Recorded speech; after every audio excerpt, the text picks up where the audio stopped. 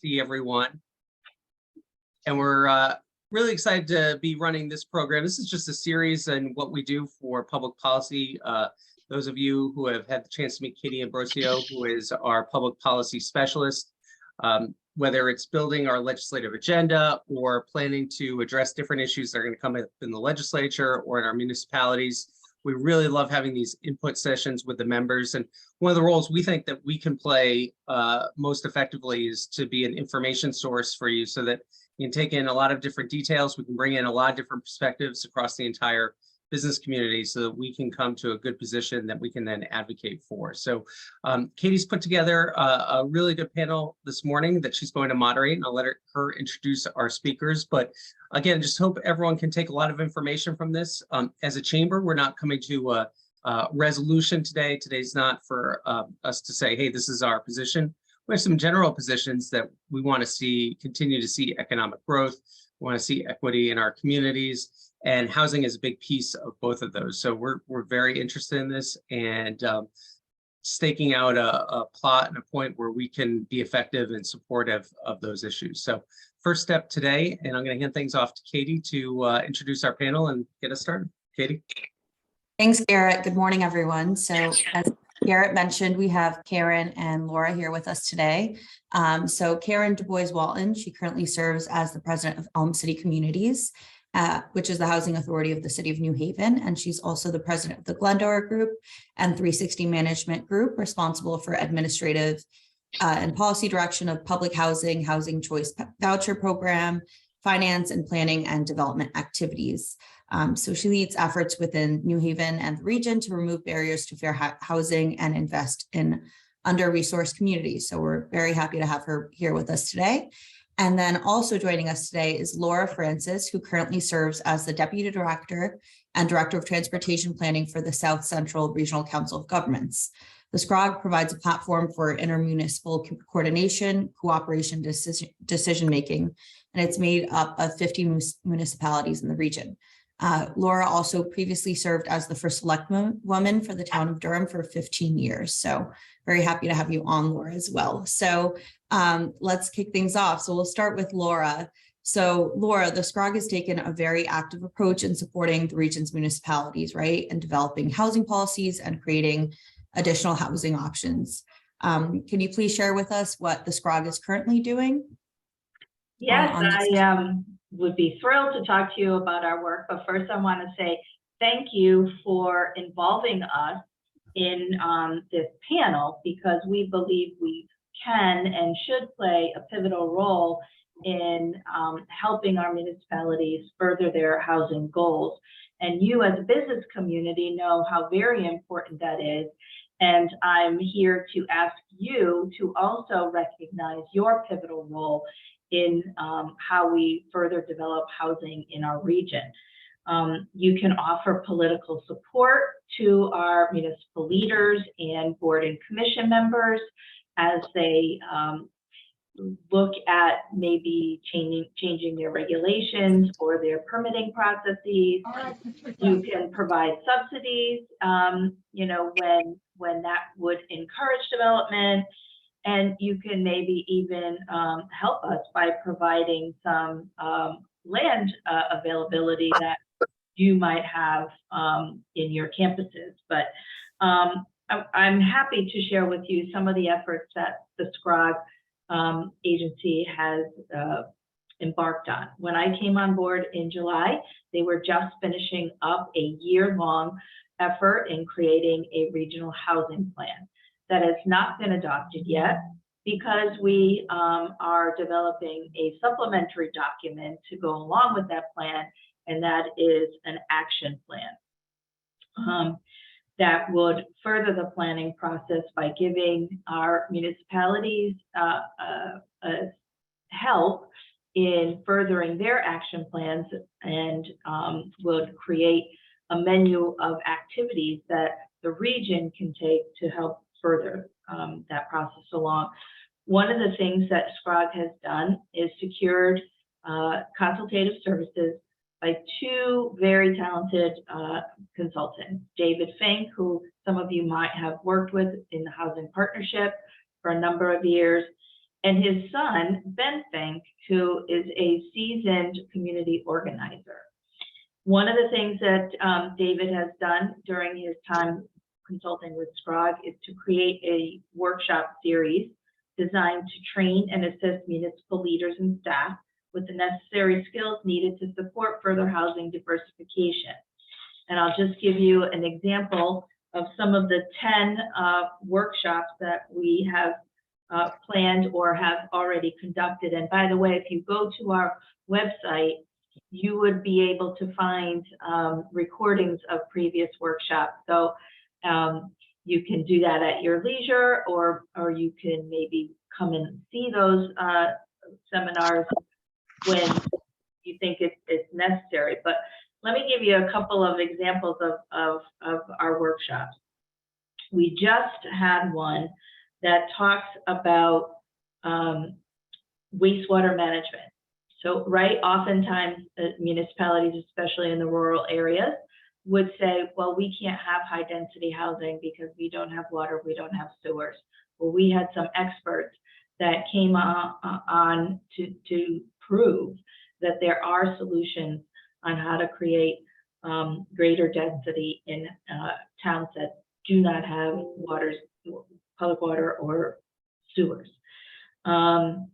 We talked at one session about the missing middle. Often we think about affordable housing and as high density, right? But we know that there's plenty of opportunity to meet in the middle of high density versus a single family house. We know that our goals can be furthered if we look at smaller developments where we talk about 6, 8, 4, or even 2 units that could help diversify our housing stock. And then 3 of our upcoming seminars will talk about converting strip malls into housing. This is being done around the country very successfully because as our patterns shift, our development patterns shift, we're finding that some of those strip malls are becoming empty and vacant for sometimes for quite a long time.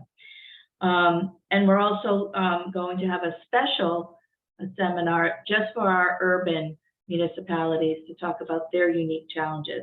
So that's one way that we have provided assistance to our region. A couple of the regional actions that we're talking about, including in our action plan, is to create a developers conference and play a matchmaker with developers who could have direct access to our municipalities so that they can learn where those municipalities have opportunities and how we can match developers to those opportunities. And then we're looking at drafting a regional guidebook that identifies local development priorities, parcels, and capital projects so that we can have at our fingertips, when a developer comes into our region, we'll know where to point them in the right direction. So those are just several of the different action items that we're planning to ask our member towns to approve so that could guide our work plan for upcoming year and beyond. Thank you, Laura. And I've been to, some of those housing workshop meetings, and they are very beneficial, very educational. And so, when we talked about the importance of regional planning and to address the issue. And so I kind of wonder also, how do we get from regional planning to actual implementation? Well, that's a good question, and each town is a different answer, right? Because we do have a very diverse region, which in my opinion makes us very strong, very desirable to want to live here, want to work here, and recreate in this region. So we have to celebrate our diversity, and we have to take that diversity into consideration when we're talking about action items. So I think we need to give a menu of options so that each community can personalize their action plan, because the solutions are not always the same from community to community. And so I think the way that SCROG could help do that is to make sure that they have the support that they need, whether that's information, whether that's consultative services, whether that's a little bit of hand-holding with compilation of technical assistance that a community may or may not have, and some support in their public meetings. Look, you need to understand, and I can tell you this from personal experience, that it's not easy sitting in the front of the room in a meeting where people may or may not be telling you to vote yes. More often than not, it's the detractors that come to meetings.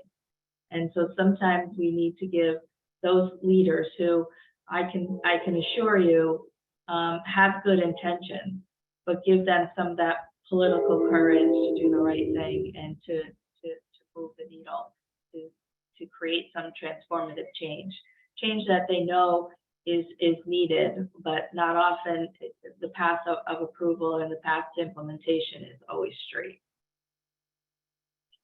Thanks, Laura. Definitely agree. So, Karen, so I'll ask you a question now. So as Executive Director of the Housing Authority of New Haven, you're directly affected by the housing shortages and the need for affordable housing options in your work, right?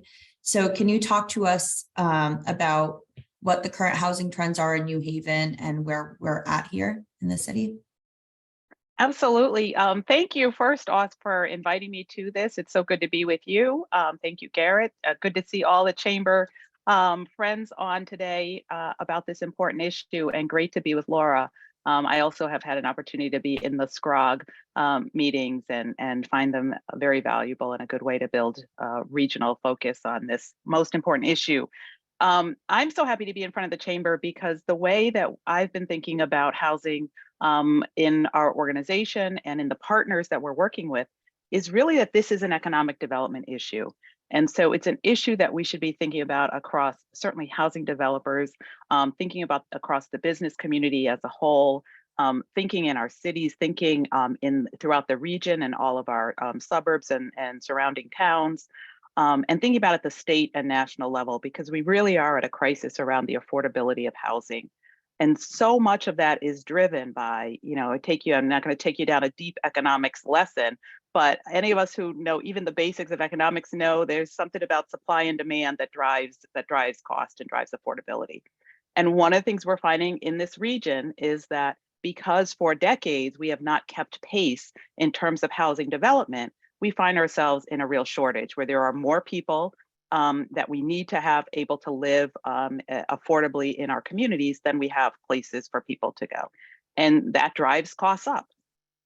In New Haven recently, we have seen, what you might call a building boom around housing. You see a lot of market rate housing coming online. In the work that we do at the Elm City Communities, you see redevelopment of our affordable housing portfolio into really high quality communities. But when you think in the context of, the last 10-year census, you saw New Haven's population get to over 130,000 people. You're seeing growth. This is a region where you are seeing growth in population. And we have not seen that commensurate level of investment in housing. So for everybody on here is a chamber member who is an employer, I know in this region you want to attract the right employees, you want to retain the right employees, you want to grow your business. And that is rooted in people absolutely being attracted to the wonderful work that you're doing, but also being able to look around and see this as a region and a community where they want to live, have their families, where they know they can afford to live and still do other things, right? We want to be able to pay our rent and our mortgage and still be able to do some other things. So we need affordability in housing.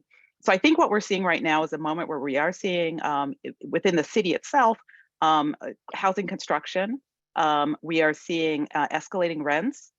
We are seeing escalating home prices, a very low vacancy rate. If you're looking to either buy or rent, it's a challenge. It's a very competitive market. Again, that's a growing population. People are attracted to coming into New Haven. That presents new opportunities for housing growth. And an opportunity for us to think about land use policy in cities and outside of cities differently so that we can create more developable land, we can spur investment, we can attract developers to build, because we're not going to see prices come down until we just see the inventory increase. And so I think we're at a moment of opportunity, and a moment where there is local, regional, statewide, and even national attention being paid to the affordability of housing, and an opportunity to take some important actions to address that potentially. Thank you, Karen. So we'll move back to Laura. So Laura, you touched on this a little bit before, the kind of difference of municipalities that you have within the region, right? So we have New Haven, for example, is really a lot different than the town of North Branford. So can you talk us through how, within the SCROG, you work together as a region when each municipality's needs and opportunities are very different from each other? Well, the first thing we do is to look at the commonalities. And one of the commonalities that each and every town has is that there is a lack of affordable housing, right? So affordable is different in each community, but the problem remains the same. We cannot attract school teachers, police officers, firefighters to our communities to work and to enrich our communities without affordable housing. We cannot provide the kind of housing stock that they're looking for these days. So one of the challenges in the whole entire state of Connecticut is that our housing stock is so lacks diversity.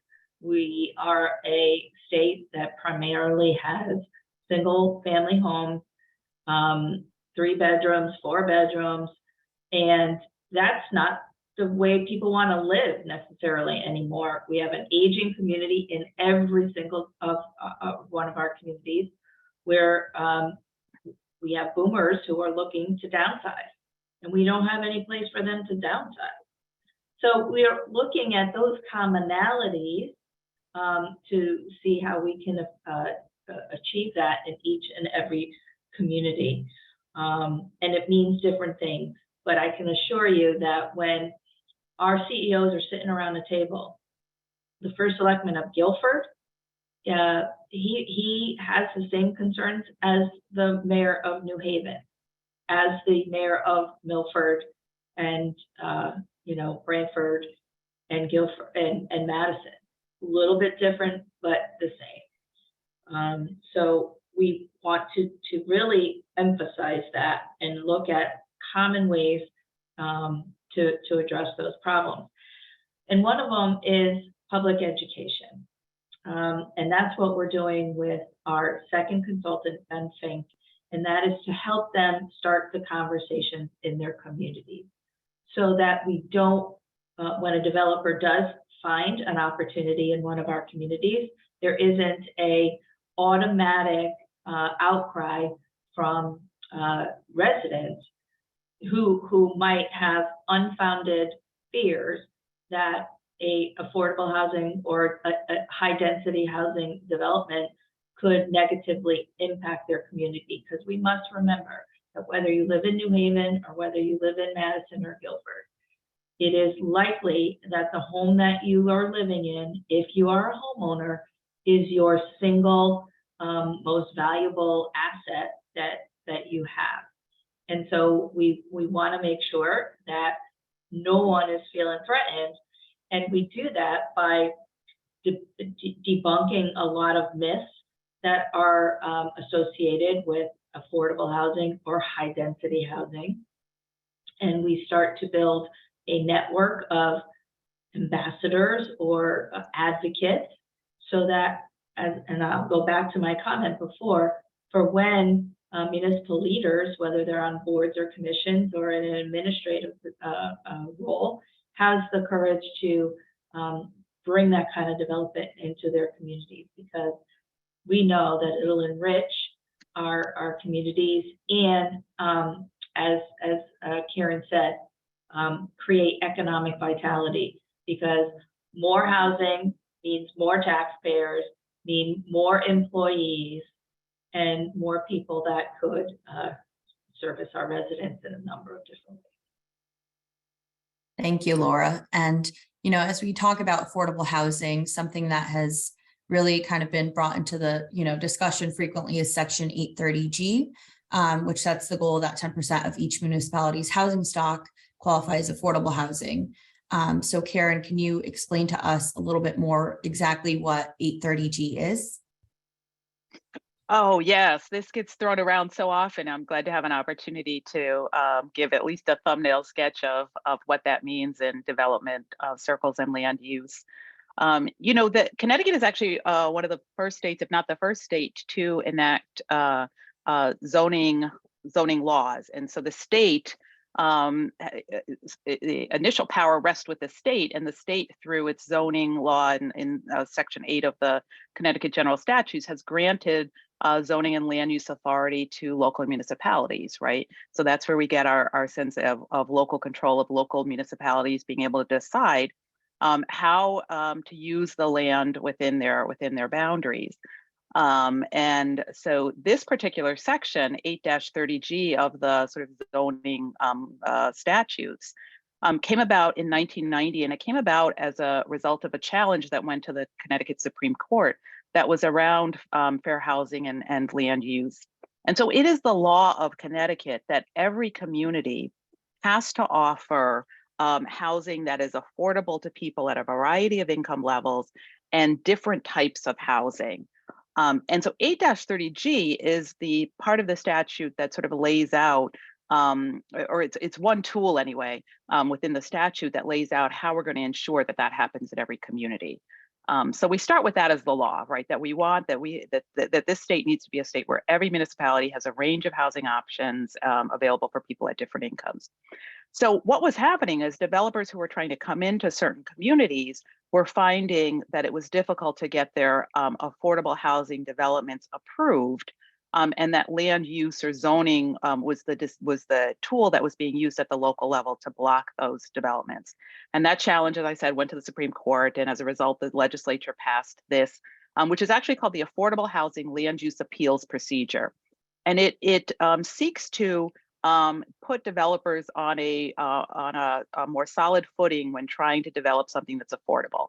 And affordable means that in whatever they're proposing, if the developer is proposing that at least 30% of those units are going to be deed restricted affordable, then the municipality can't deny that request for zoning approvals, except for some very limited reasons that are around health and public safety.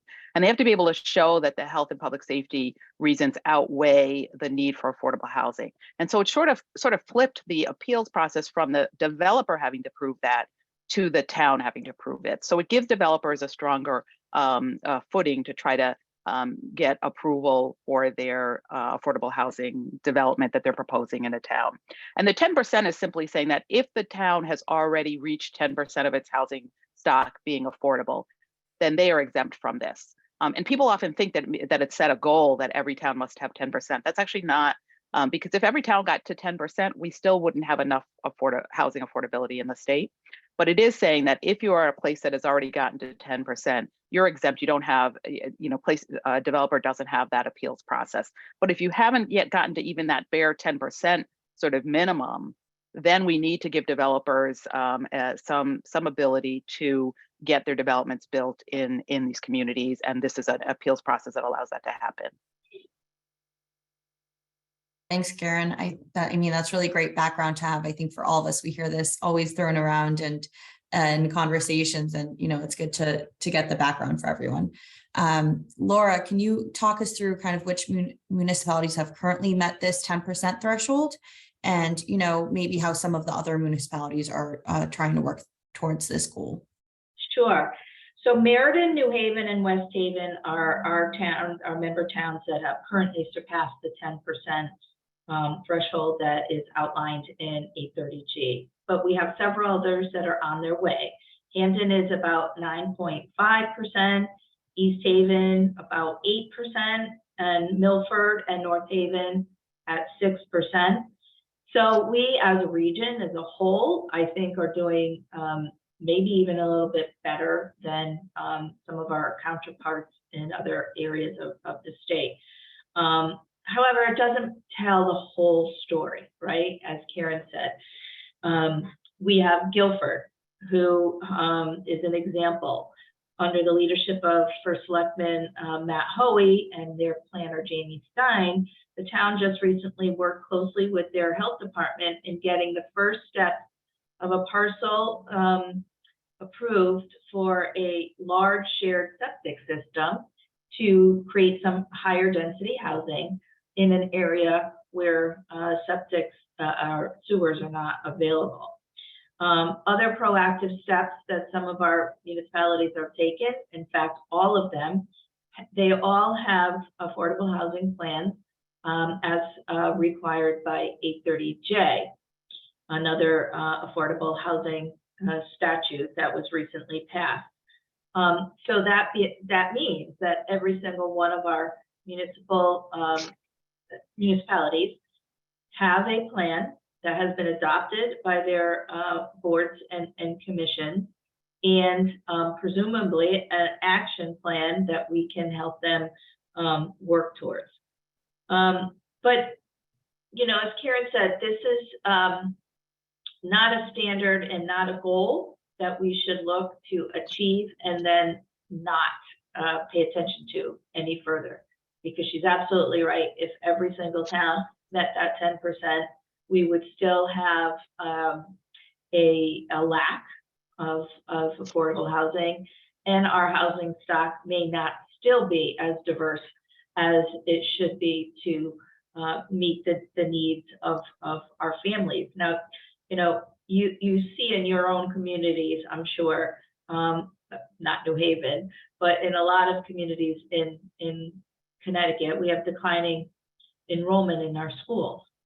Well, that's because families aren't as big as they used to be, right? They're not the 4 kids, 3 kids, 2 kids even maybe is not something that our residents are planning on anymore. So to think that we have 4-bedroom, 5-bedroom, 3-bedroom homes that are not desirable anymore is a problem in Connecticut and needs to be addressed. So I think 830G is a very, very important law. 830J has furthered our requirements to take a look at affordable housing, but we have to go beyond that and really take a hard look to what our employers need, what our families are looking for, and pay attention to those market, I would say, market cues.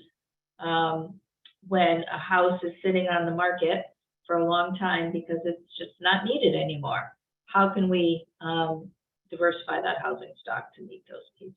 It really has to be next to affordable housing discussion so that we can help achieve both our goals. Absolutely. Thanks, Laura. And, as we talk about this statute, housing has become a major topic this legislative session and has drawn a lot of attention from the state with, a lot of different bills introduced within the Housing Committee and beyond. So, Karen, can you talk us through what some of these bills are in this current session? Absolutely. And as discussions of 8-30G come up, there are also often questions about whether it's effective or not. And I just want to say that it's a tool that we have, and we have to keep that tool and ensure that that tool continues to be. But that tool by itself has not been sufficient to address the need for affordability. There are estimates that since the 8-30G came into effect around 1990, that best estimates say it's probably produced about 18,000 market rate units and about 8,500 affordable units. And so that's in a 30-year period now. We've brought on about 8,500 affordable units specifically under 8-30G. When you think about New Haven County alone, the best estimates are that we're probably short 40,000 affordable units in New Haven County alone. And my 8,500 is the statewide number of what's been produced under 8-30G. So it's a tool, it's gotten us those units, and perhaps those units would not have been brought on board without 8-30G, most likely not. But you can see the scale of development that we need requires some additional tools to go alongside. So as we're thinking about that, about how are we really incentivizing housing development, because the state has a economic interest in housing growth, and housing growth happening in every community. I love that the governor said recently, and I've been using it all the time, right, that nobody wants more taxes, we need more taxpayers. And we get more taxpayers by more housing growth, right? We need places for those taxpayers to go. So we're looking at things that are going to incentivize housing and reward places that are currently building housing. We have something that we're looking to have included in Senate and House action, and hopefully signed by the governor this year, that we're calling the Housing Growth Fund, that would generate revenue back to the places that are building housing. So we want some behavior, we need to reward and incentivize that behavior. And a great way to do that is to ensure that money is coming back into communities to be used the way that the community needs, but that if you're building, if you're helping to meet this need, you should be rewarded for that. There are things that are being looked at that will help to further remove barriers to developing more affordability in housing.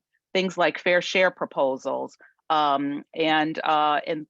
which seeks to sort of evenly allocate or equitably allocate the need for housing affordability across communities, and then provide some zoning tools to make that happen.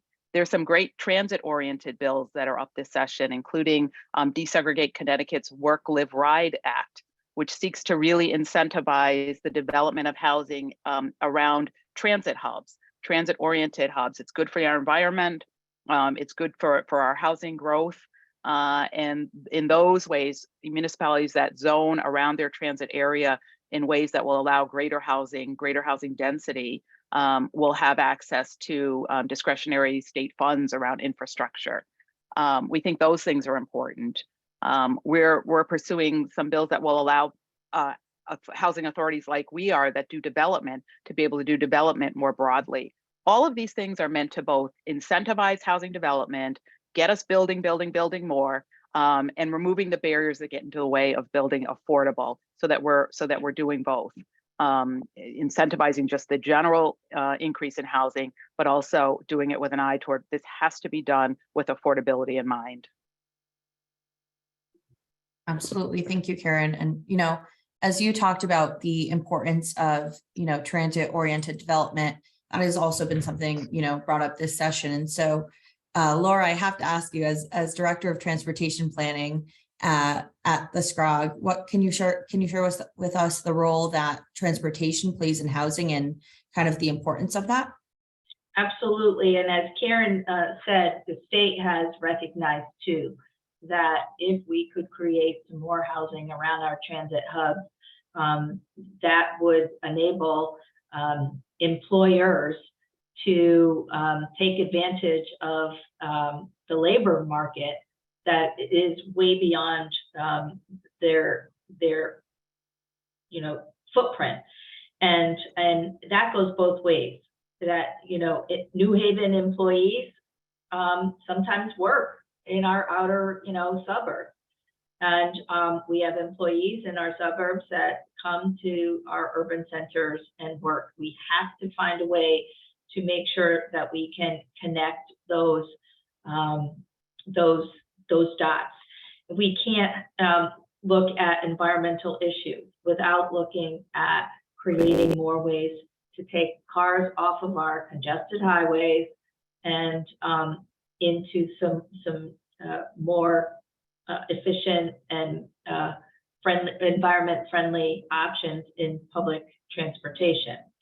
So we at SCROG are talking about creating in our next 2-year unified work program to put some dollars into studies that will seek from our major employers their opinions on where their workforce is coming from, how we can best utilize our transportation system to make sure that their employees can get there affordably, efficiently, and in a way that makes it increases their labor pool, because we do know that almost every industry has expressed a frustration that it is getting harder and harder for them to fill the positions that are critical to their operation. So we are looking forward to doing that study in the next year or two, so that that will inform transportation decisions going forward. Another way that we want to, stress here is that regional planning plays a very, very important role to this, and we are in the legislative process encouraging the state to support that effort by giving our councils of governments around the state a little bit more support, so that they could help connect those dots with our employers. Another way is to kind of make something old new again. And that is to look at ask our employers what they can do to help. Do they have room on their campuses to develop housing that is adjacent or proximate to their businesses? Back when our country was developing, that was a very common practice. Even in our urban centers, if there were factories, there would be factory housing proximate to those buildings. That's another thing that is kind of enjoying a resurgence in our nation, where higher education institutions are looking at that. Major hospitals are looking at that, and other major employers to help solve their labor challenges. Absolutely. I mean, that's why a lot of us are here today, is to, learn about how this could kind of help with the workforce shortages. And so I do see there are some comments in the chat, and so we'll get to questions in just a moment. But just to wrap up this discussion, I'd like to ask you both, Karen and Laura, where you see the opportunities here to solve this housing shortage issue. And so we'll start with Karen. Absolutely. I do feel like we are at a moment where housing affordability has reached an issue that's impacting people in every community in our region, in our state, and across the country. It is a top issue, if not the top issue, on so many agendas. And I think that creates an opportunity for us. As we go into a legislative session and early in a session, you get a sense of what the priorities are going to be by sort of what the leadership bills start to take shape around. And if you look in the Connecticut legislature this year, our Senate president, right out of New Haven area, Senate President Martin Looney, is introducing a Senate bill that is going to be all about housing. If you look in the House, the majority leader, Jason Rojas, out of East Hartford, has made housing and housing affordability a priority, and on the House side. So there's certainly energy at the state level to make some strides around housing. The other thing that's encouraging is I'm part of a coalition that's called the Growing Together Connecticut Coalition, which is focused on broadly thinking about what do we need to change in Connecticut to create housing affordability. And so it's looking at land use and zoning reform. It's looking at incentivizing housing in the ways that I've just described, and investing in our urban communities. It's looking at tenant protections and as a whole. And that group has recently done some polling that revealed that this is a top issue across the aisle, that it's not just a top issue for one party or the other, but it polls, housing affordability polls at the top of the list. Whether you identify as a strong or leaning Dem, or a strong or leaning Republican, or a solid independent. And so there is universal call across the state, which I think creates an opportunity. And so in that opportunity, I think we need to make sure that we're doing some things that really move the needle this session. I think we need to be investing in the communities that are building housing to send a signal that we see what you're doing, you're helping to solve an issue in the state, and we want you to do more of that. And in sending that message, we want that message to go to other communities too, to get on board with this also and figure out what can you do with land use policies and incentives to really assist developers in creating more housing. We think our Housing Growth Fund is a way to do that. Secondly, we think it's an opportunity to address the barriers, the ways in which land use policy is not facilitating transit-oriented development or development in suburbs that have previously had exclusionary zoning. We think that the Fair Share Act bill and the Work, Live, Ride Act are great bills that are going to move the needle on that. And then finally, in this moment of incredibly high rents, low vacancies, difficulty with tenants navigating, we think it's an opportunity for some tenant protection measures also that ensure that we've got resourced housing code enforcement so that the units that people are living in are quality units, and that municipalities have the resources needed to do that housing code enforcement, and that tenants have some protections along the way in that. So in this moment, I think those are three big things that we could actually move this session. And we'll do it in coalition with the business community, raising its voice and saying housing affordability is crucial to our growth as a business and our success in this state. We'll do it because advocates raise their voices and say, this is what we need. Developers raising their voice and saying, this is what we need. Elected officials raising their voice and saying, that's what we need. And a coalition of people who are wanting to live and living in our state as renters or homeowners saying, we need this because we need some relief in our pocketbook. Thank you, Karen. And Laura, so same question to you. Where do you see the opportunities for us to address this issue? Well, I just want to say amen to everything Karen said. And the way to further some of the goals that she just described is really to recognize the power of comprehensive planning and policy development. Unfortunately, we in Connecticut have a shortage of that kind of talent in our state. Municipalities all over the state are having a hard time finding planners. And in fact, you might not know this, but we do not have one higher education institution in the state of Connecticut that offers a master's degree in urban planning. We have to look outside of our state for that talent. Now imagine we're looking for that kind of expertise coming in from outside of our state to solve a Connecticut problem, which, as you know, we have a very strong history and legacy in Connecticut of doing things our way. So I believe that we should, in addition to all the legislation that needs to be considered, reach out to our institutions of higher education and start developing that homegrown talent that's going to help us develop the policies and plans that we need to further these goals. In addition, we have to start looking at municipal positions. Another very huge challenge that our municipalities are facing right now. They cannot hire zoning enforcement officers. They cannot hire building officials.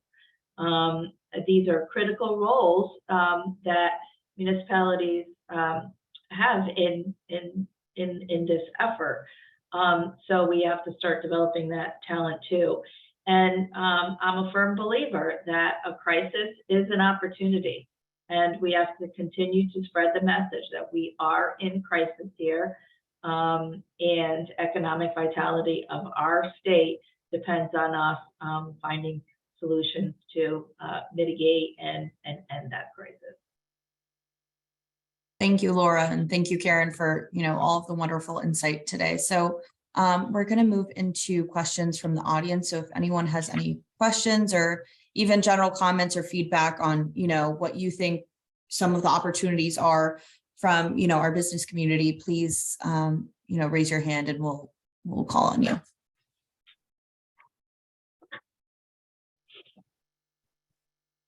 Okay, Lauren, I see you have your hand up. I just want to thank you